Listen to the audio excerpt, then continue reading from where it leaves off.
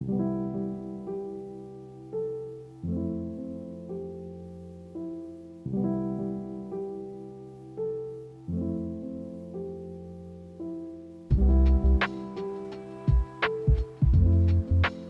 your mobile device to your Sprocket to snap pictures, make fun edits and designs, and then print right from the Sprocket app.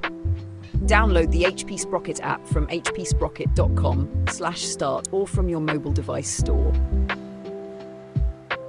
With the app installed, grab your Sprocket and turn it on.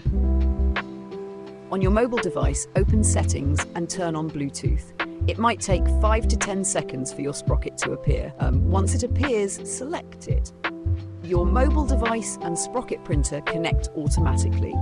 If prompted, allow the Sprocket and device to communicate. Verify the connection in the Sprocket app. Tap the menu icon. If you see a green dot and the word connected at the top, you're good to go.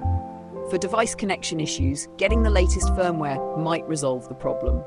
Before updating your printer firmware, check the battery percentage and verify it's charged at least 50%.